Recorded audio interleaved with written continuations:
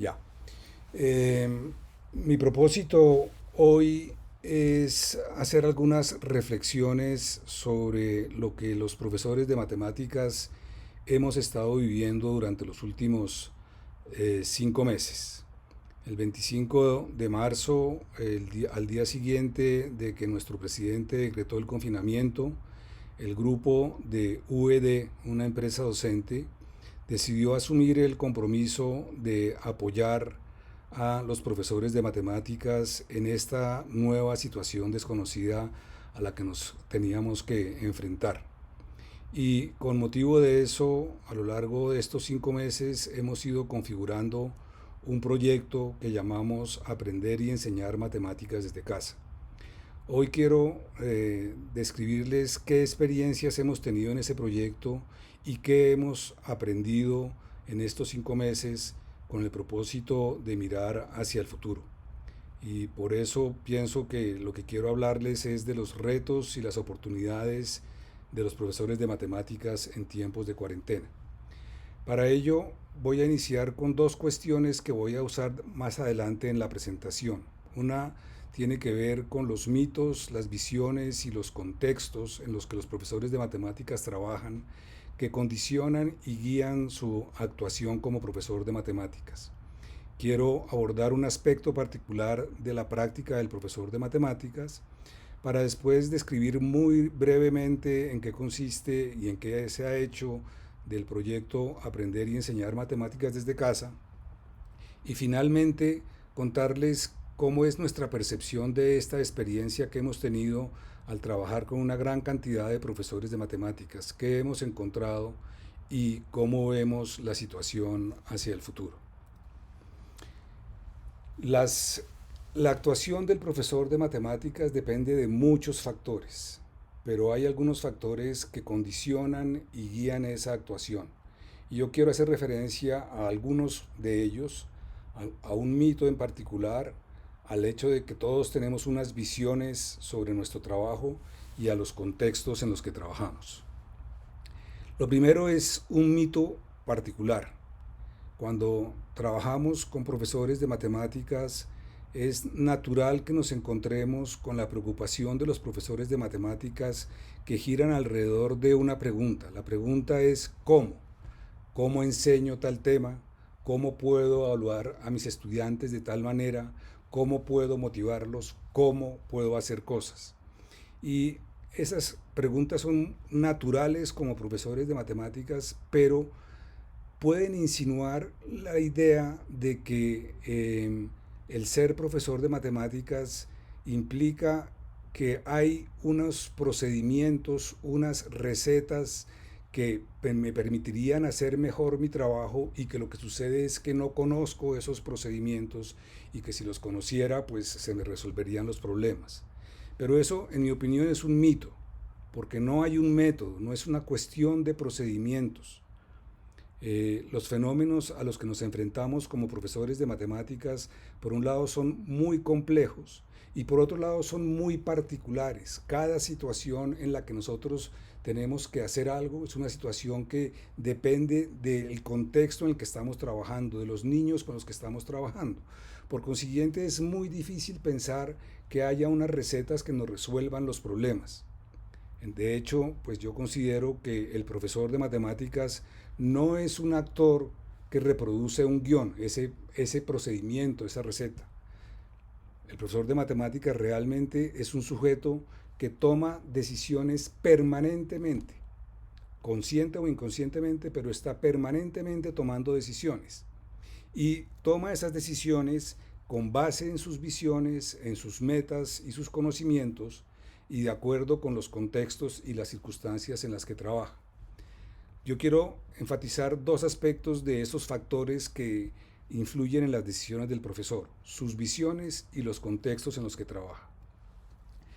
Si a los queridos colegas que están en la sala en este momento yo les hiciera una encuesta y les preguntara preguntas aparentemente muy sencillas como ¿qué son las matemáticas? ¿Cómo se aprenden las matemáticas? ¿Cómo se deberían de enseñar y cómo se deberían de evaluar? Si en este momento tenemos 200 o 250 personas, pues sería muy posible que yo me encontrara con 100 o más respuestas diferentes.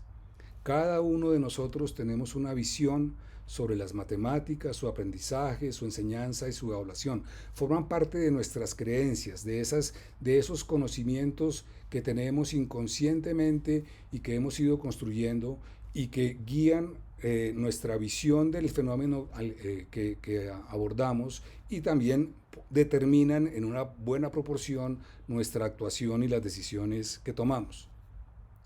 Por otro lado, los profesores de matemáticas, como todos los profesores, trabajamos en unos contextos. Trabajamos en un contexto gubernamental, no más hablar de los estándares o los derechos básicos de aprendizaje que determinan en una cierta medida qué hacemos nosotros en la institución educativa. Trabajamos en un contexto institucional. El proyecto educativo institucional también determina y nos delimita en una cierta medida nuestra actuación. Trabajamos dentro de un área, el área de matemáticas, y en esa área seguramente también hay unas normas, unos esquemas que condicionan nuestra actuación, y también nosotros hemos ido construyendo, tanto en la institución como personas, unas tradiciones y tenemos unas rutinas de actuación que nos condicionan nuestra actuación. Nosotros inconscientemente en algunas ocasiones, si un niño se comporta de una cierta manera, nuestra rutina nos determina que debemos actuar nosotros de cierta manera. Entonces los contextos condicionan nuestra actuación en el aula. Pero además los contextos también, estos contextos que acabo de mencionar, condicionan las relaciones que establecemos con los otros agentes educativos. Por ejemplo, condicionan cómo nos relacionamos nosotros como profesores de matemáticas con el rector de la institución o con el jefe de área, en el sentido de en qué momentos hablamos con ellos, sobre qué hablamos, qué es lo que es importante en esas interacciones que tenemos con ellos. También esos contextos y esas tradiciones han determinado cómo nos relacionamos con nuestros colegas. Muy seguramente en la reunión de área y en esa reunión se abordan unas cuestiones sistemática y periódicamente, y de pronto en el café o en el pasillo también hablamos con nuestros colegas, pero dentro de unas condiciones que se han ido estableciendo. Y también esos contextos y normas han determinado cómo nos relacionamos con los padres de familia. Usualmente nos vemos a los padres de familia pues en las reuniones en que entregamos unos informes, vemos el papel del padre de familia de una cierta manera, y las familias también ven su papel de una cierta manera en relación con la formación de sus niños.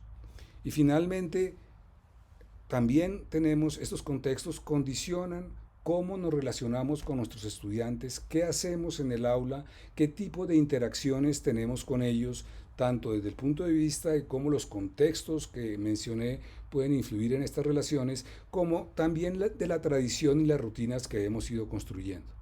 Entonces, estas ideas de contexto las voy a usar más adelante, lo mismo que las ideas de visiones, para que pensemos que antes del 25 de marzo trabajábamos en unos contextos que condicionaban nuestra actuación y que esos contextos también determinaban unas ciertas relaciones y que además trabajábamos con base en unas visiones que nosotros teníamos.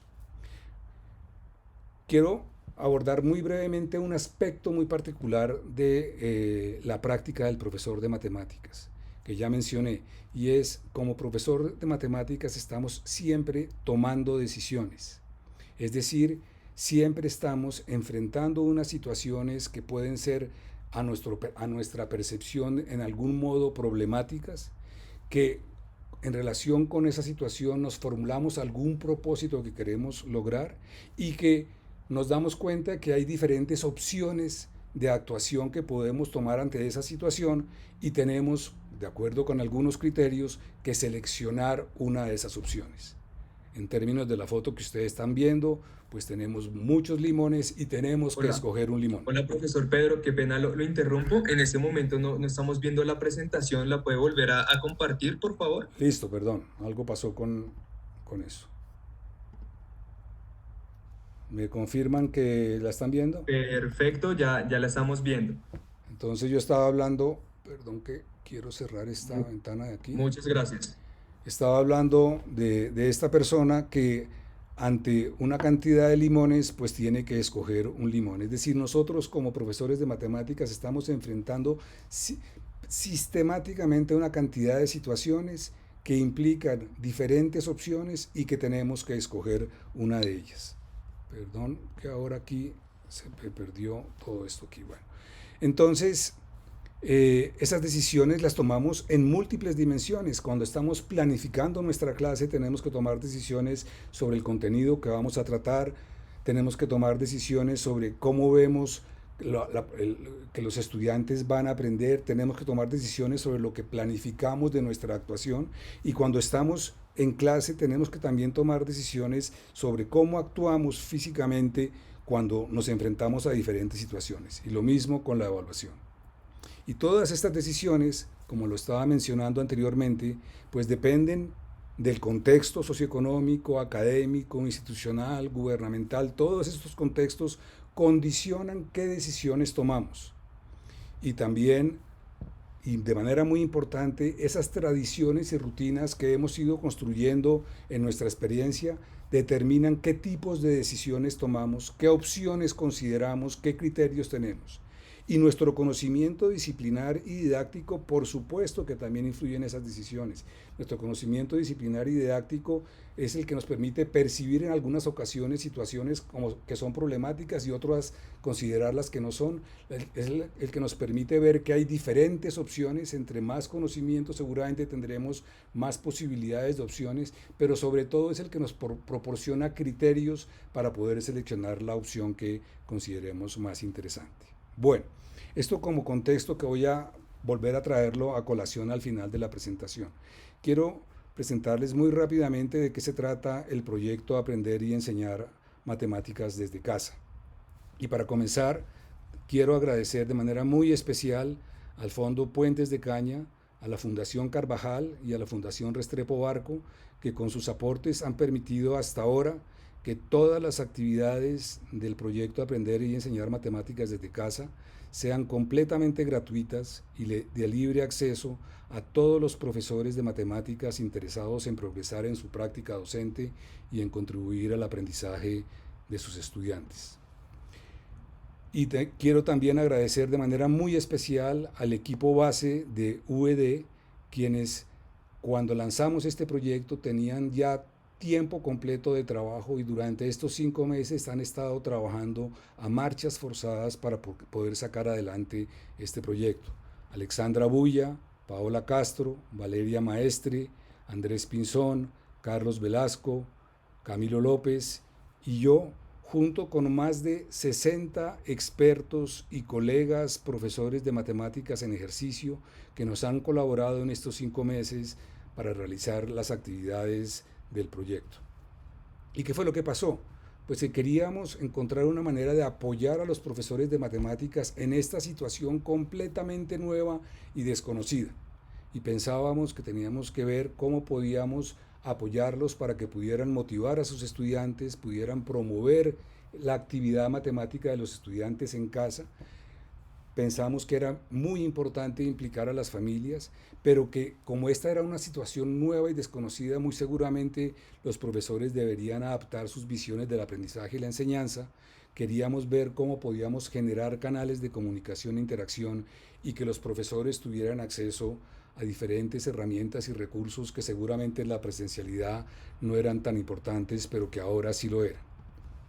Y de esa manera, no de manera inmediata porque comenzamos lentamente, pero al cabo de 3 semanas el proyecto ya se había configurado de una manera muy importante. Determinamos 4 líneas de acción para apoyar a los profesores. Una sobre proporcionarles información, otra sobre formación, una tercera sobre interacción con y entre los profesores y una cuarta que era muy importante porque para nosotros también esta situación era desconocida. Necesitábamos entender qué era lo que estaba pasando para poder apoyar a los profesores. En la primera línea de acción lo que queríamos era proporcionarle información a los profesores. Y lo primero que nos encontramos pues fue esa necesidad de los profesores de, bueno, y ahora que estoy lejos, ¿cómo hago para interactuar con mis estudiantes? ¿Cómo hago para motivar su actividad académica? Entonces, rápidamente construimos un portal interactivo en el que se pueden hacer búsquedas, en el que en este momento hay alrededor de 100 enlaces a recursos virtuales, a actividades, a materiales imprimibles o virtuales, a documentación, que es completamente gratuito y de libre acceso a todos los profesores. Y cuando iniciamos el proyecto, el primer paso que hicimos para poder entender qué era lo que estaba sucediendo fue que diseñamos un formulario en el que les hacíamos algunas preguntas a los profesores y les pedíamos a las personas que estaban interesadas en trabajar con nosotros que respondieran ese formulario. En este momento lo han respondido más de 1.750 personas y pusimos inmediatamente en línea, de manera completamente gratuita y de libre acceso, la información que surgía de ese formulario, en una visualización gráfica y dinámica en la que se puede ver cómo son los profesores, qué situaciones tienen los estudiantes, qué herramientas están usando, qué tipo de actividades, cómo se comunican, qué dificultades. Les voy a mostrar muy rápidamente lo que cualquiera de ustedes puede ver en este portal, por ejemplo, cómo se distribuyen los profesores entre el área rural y urbana, o cómo ven los profesores el acceso de los estudiantes a internet y computador. Este es el dato global, pero si nos vamos a mirar cómo es la situación en las áreas rurales y en la educación infantil, pues la situación es obviamente muy diferente. Lo mismo podemos ver esto desde el punto de vista de qué herramientas tiene el profesor para trabajar, y si lo vemos en el sector urbano, pues los profesores tienen mucha más acceso a internet y a WhatsApp. También se puede ver en el sentido de qué tipo de actividades están enviando los profesores a sus estudiantes, y si lo vemos por ejemplo en la educación media, pues la gran mayoría son guías que se están enviando. El nivel educativo, pues también queríamos saber cómo era el nivel educativo, y si vemos por ejemplo cómo son el caso de las profesoras, ustedes observen aquí que hay 33% de profesores en total, pero en el caso de las profesoras, pues obviamente en primaria hay más profesoras. Lo mismo, qué tipo de plataformas estaban usando, y si vemos aquí en el sector rural y en la educación infantil, pues es muy poquito lo que se está usando, y de qué manera se están comunicando con los estudiantes y qué dificultades estaban enfrentando. Lo mismo si vamos aquí a la educación infantil, pues uno de los problemas que tienen los profesores es el nivel educativo de los padres. Bueno, entonces este fue la segunda estrategia de la línea de acción de información. Esto está abierto, todo profesor puede llenar este formulario. Además, al llenarlo nos permite tener su dirección de correo electrónico para informarle sobre las actividades que estamos desarrollando. La segunda línea de acción era formación, espacios para que los profesores pudieran ellos transformar sus prácticas. E iniciamos con un ciclo de conferencias virtuales de expertos que hacían reflexiones sobre la situación del aprendizaje y la enseñanza de las matemáticas a distancia.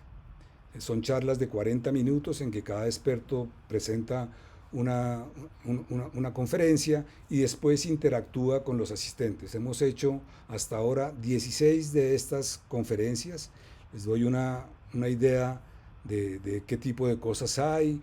Por ejemplo, esta es unos primeros hallazgos de lo que hemos venido haciendo, el trabajo colaborativo en la virtualidad, el entorno urbano, la inclusión, la formación de profesores, las herramientas tecnológicas, GeoGebra, los números, el diseño, gestión y evaluación de tareas, más allá de las herramientas de reuniones virtuales, la articulación del área, la evaluación formativa, la virtualidad, etc.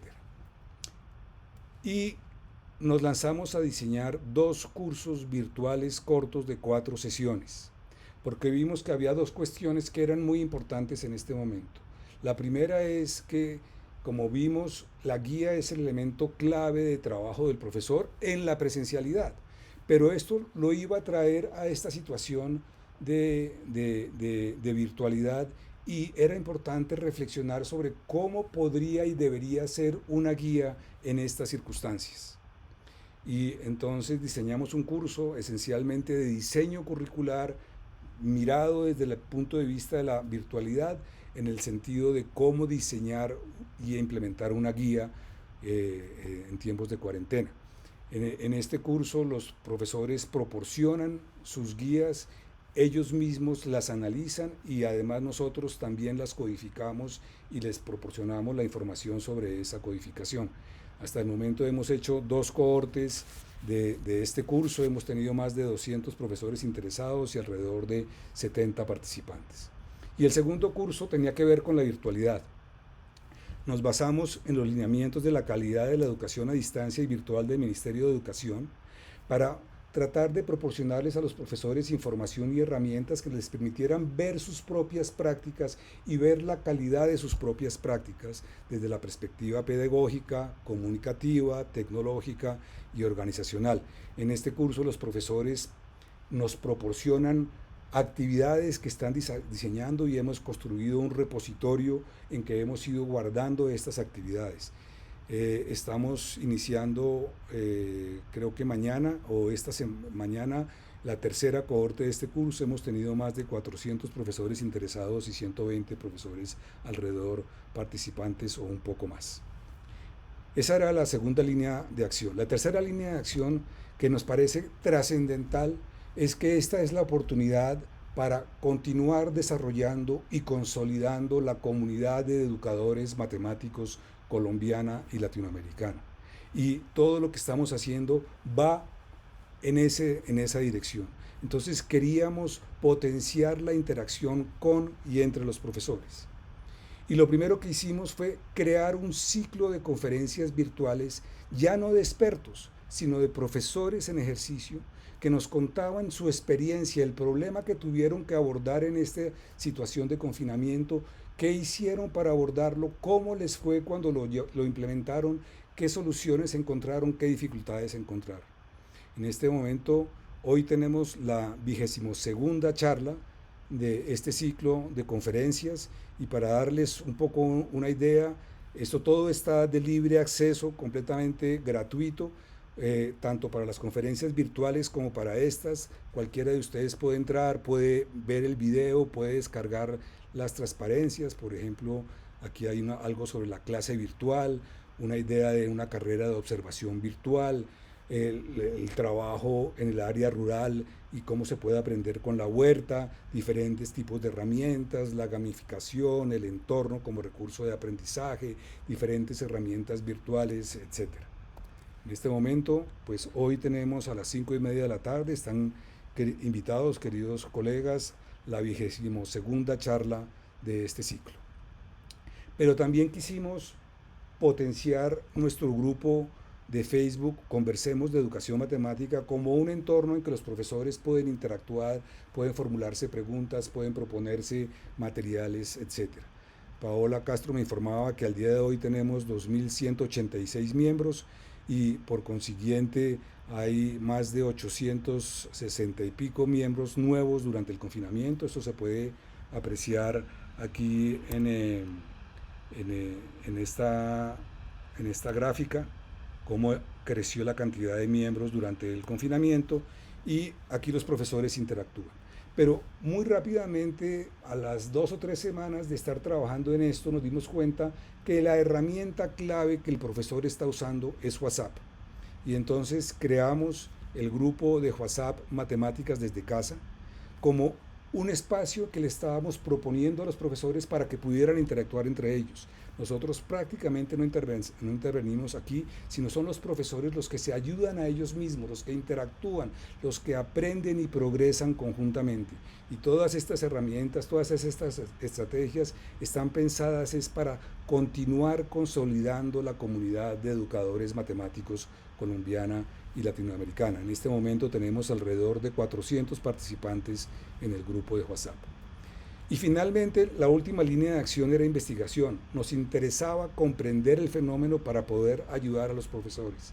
Ahora nos damos cuenta que este esfuerzo de investigación no solamente tenía ese propósito, sino el propósito de saber y cuando regresemos a la nueva normalidad, esta experiencia que hemos vivido, cómo la potenciamos y cómo abordamos esa nueva normalidad. Y en esta línea de acción diseñamos 3 estudios. Un estudio que está vinculado al curso Virtualidad y Matemáticas, en el que queremos de una manera longitudinal y descriptiva ver cómo es la evolución de las prácticas de los profesores a lo largo del tiempo en términos de esos lineamientos de calidad de la educación a distancia. Hemos seleccionado una muestra de profesores, formulamos un cuestionario y estamos en el proceso de analizar la primera respuesta a ese formulario, que lo vamos a hacer al menos 3 veces a lo largo de este año. Y obviamente muy pronto vamos a dar una conferencia para compartir los primeros resultados de este estudio. El segundo estudio está muy vinculado al curso de guías, y nos interesa caracterizar esas guías que los profesores han venido diseñando durante estos 5 meses y que seguramente seguirán diseñando este año.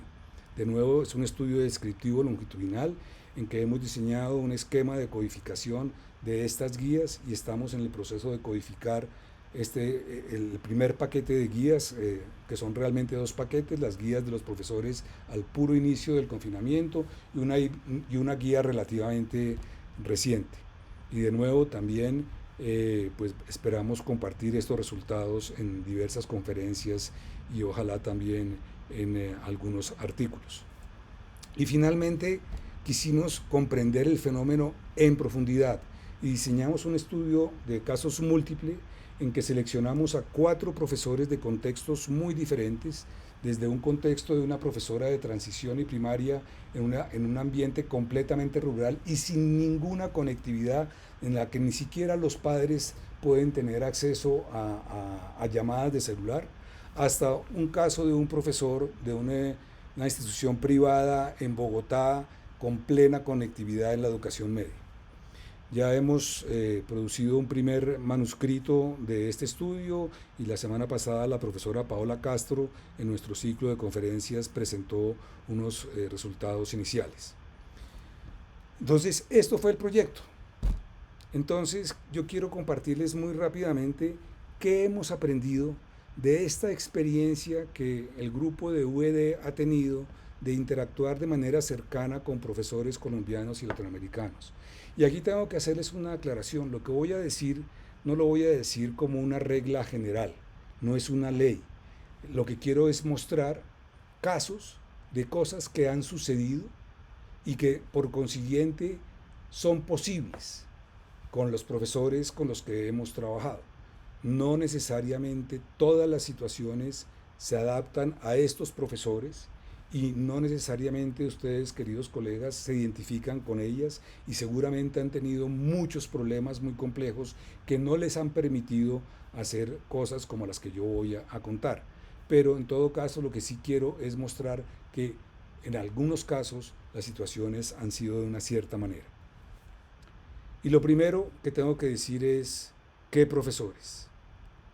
Realmente da gusto saber que ustedes existen y quiero tomar a los profesores presentes en esta sala como representantes de todos los profesores de matemáticas colombianos y latinoamericanos para darles mis más sinceros agradecimientos por el esfuerzo que han hecho, por cómo se han comportado hasta ahora. De verdad, muchas gracias, porque nos hemos encontrado con profesores recursivos y completamente comprometidos con sus estudiantes, no solamente desde el punto de vista del aprendizaje, sino también desde el punto de vista de su preocupación por el estado afectivo y emocional de sus estudiantes, comprometidos también con su institución, con sus colegas y sobre todo con las familias, que ha sido una experiencia absolutamente increíble.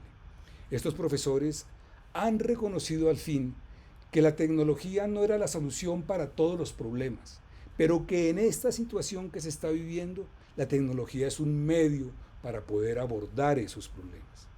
Y también tengo que decir, como todos, que estos profesores están muy cansados y muy estresados y que tenemos que apoyarlos no solamente ahora, sino de aquí en adelante.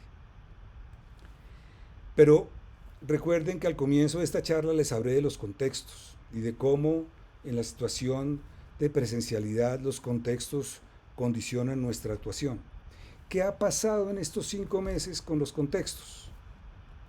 Pues lo que ha pasado es que ha habido una ruptura de esas condiciones. Ya no son los mismos contextos. Tenemos unos nuevos contextos, tanto a nivel gubernamental como a nivel de área, que son diferentes, que no están necesariamente explícitos, no están escritos en un documento y que además están siendo muy flexibles, adaptándose a las circunstancias. Y de manera muy importante, tengo que destacar que en estos 5 meses los profesores hemos tenido que darnos cuenta que esas tradiciones y esas rutinas que teníamos en la presencialidad ahora no necesariamente son válidas y que también esas rutinas han ido transformándose. Ha habido una transformación de los contextos, de las traducciones y de las rutinas. ¿Y qué ha pasado con las relaciones? Porque los contextos también condicionaban nuestras relaciones. ¿Qué ha pasado en estos 5 meses? Algo increíble. Esas relaciones se han roto y se han creado unas nuevas relaciones con los agentes. Ahora los profesores de matemáticas interactúan y se comunican con su rector y su jefe de área de una manera mucho más fluida, mucho más directa, con problemas más de las circunstancias y no formales. Esto ha sido muy importante. Pero aún más importante es el hecho de que ahora los profesores están trabajando con sus colegas de su área, tratando de resolver los problemas conjuntamente o de otras áreas, integrando las áreas.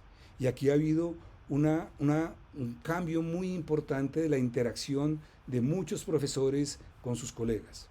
Pero aún más importante es la situación de las familias.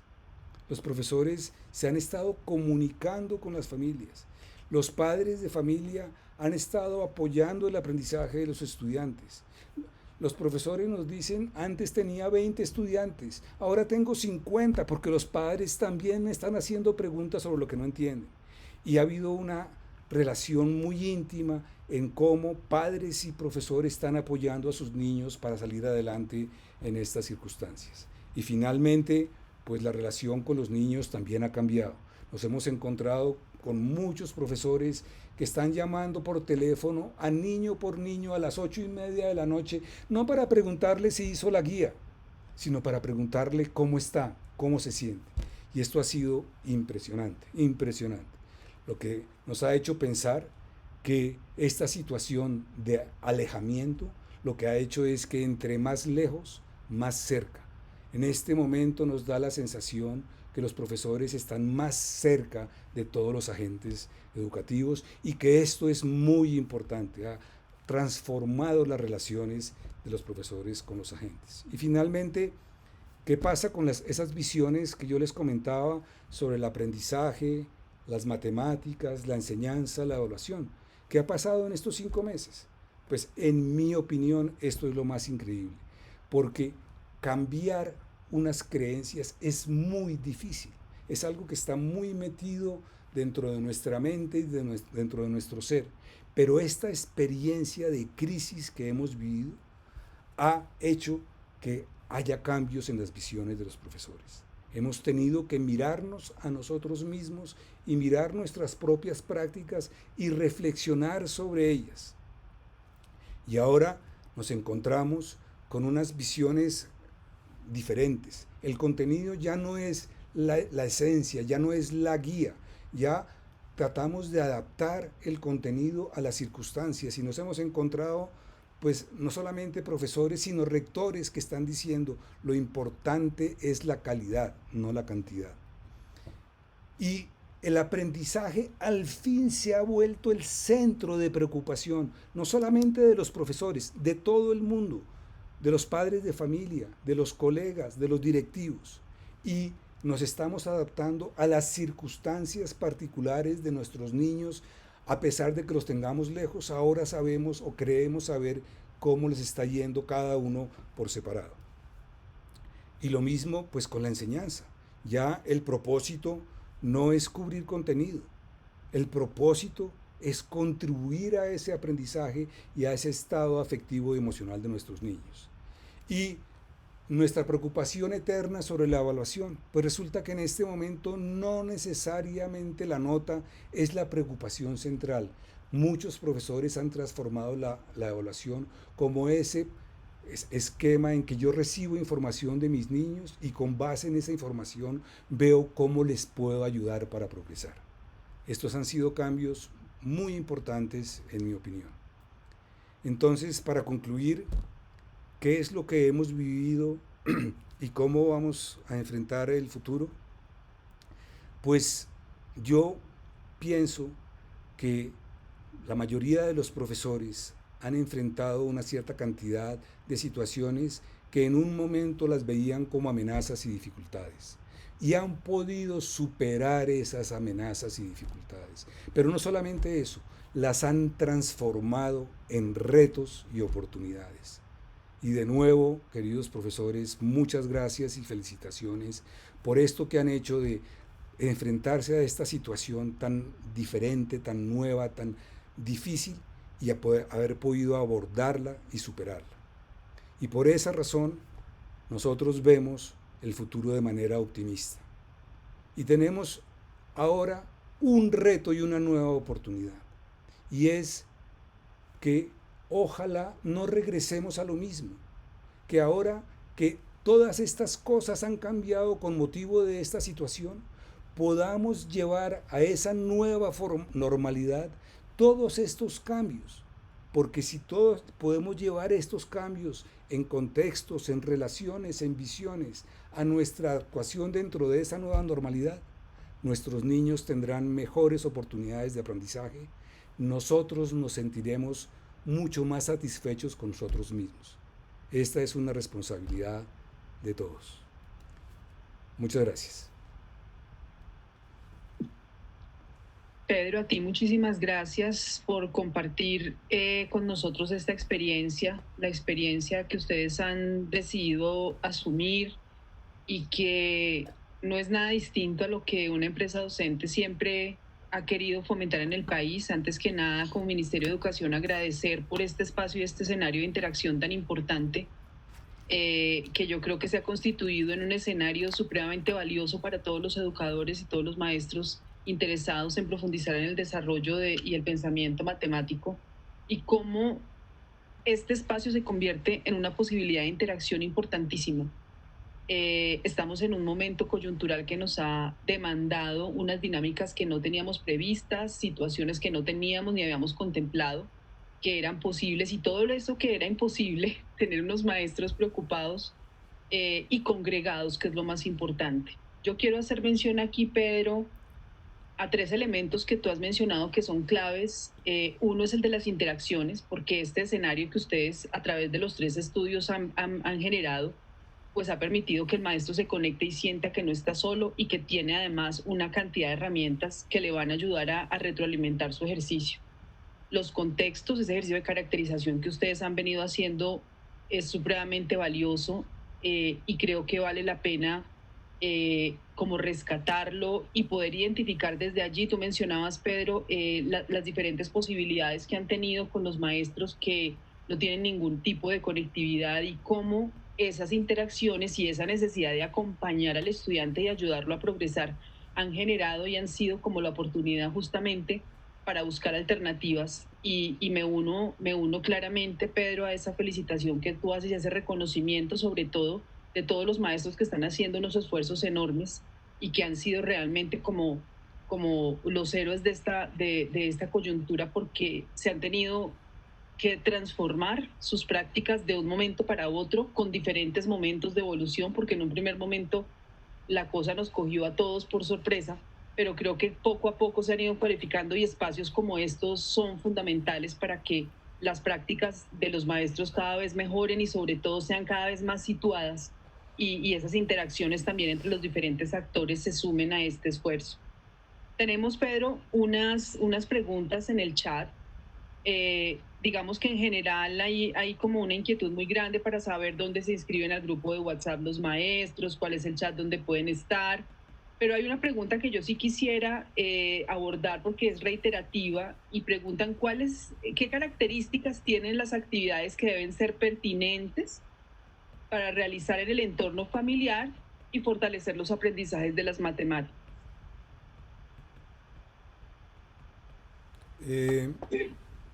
Perdón. Es una pregunta muy general y que está vinculada a parte de lo que yo he comentado.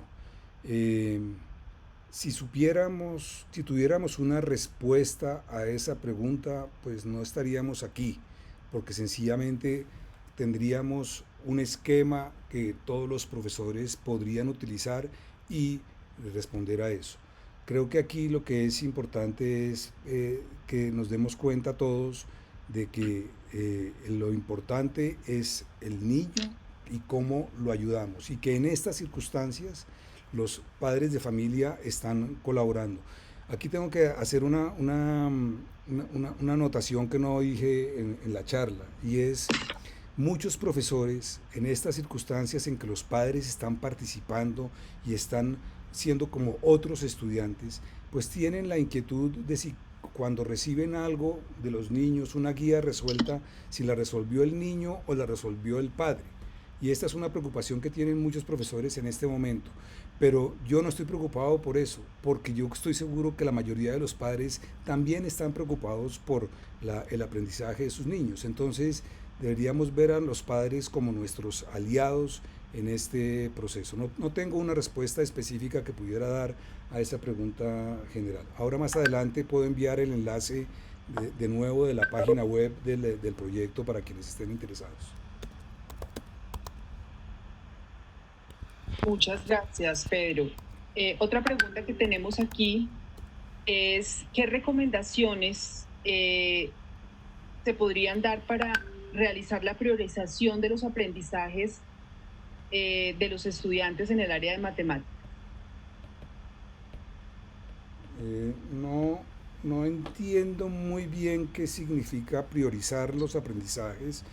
Lo que nos hemos encontrado es lo siguiente, que al comienzo del confinamiento pues se comenzaron a seguir claramente los lineamientos que se venían tratando desde la presencialidad. Los profesores pues querían seguir estrictamente los estándares básicos de competencia o los derechos básicos de aprendizaje.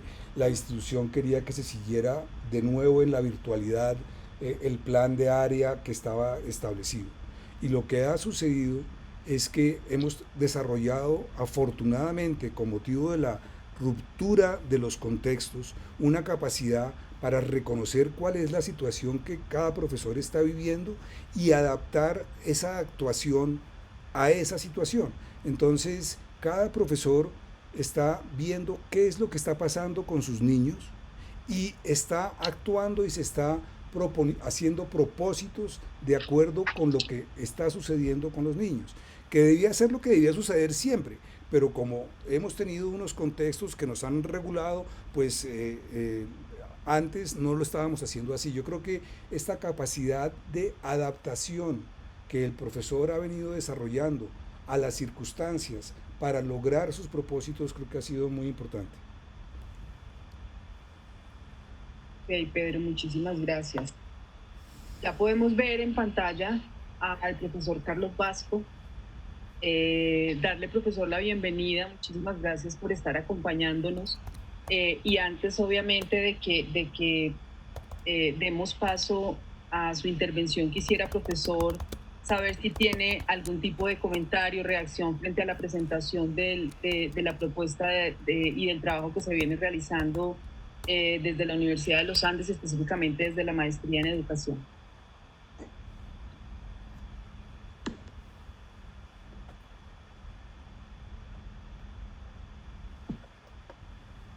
No sé si me oyen, es que aquí veo que cambio el micrófono, pero no Sí, profesor, lo estamos escuchando. Listo, bueno. No, pues en primer lugar agradecerle mucho a Pedro esa voz de aliento, que es lo más importante que necesitamos en este momento, porque hay esa confusión, lo que él comentaba en la última respuesta. Ni siquiera podemos seguir los estándares. Nos tocó echar a la basura los DBA, que bueno, tampoco es mucho lo que se pierde.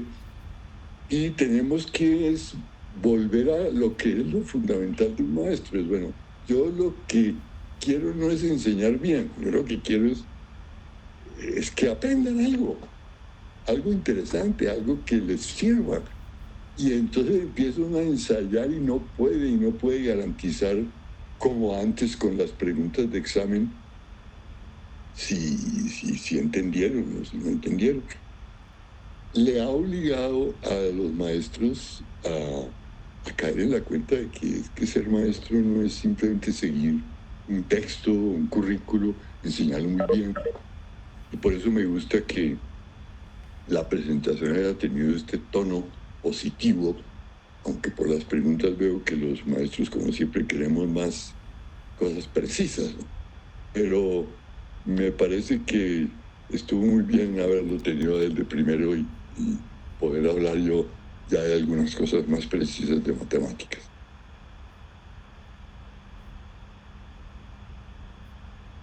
Gracias, profesor.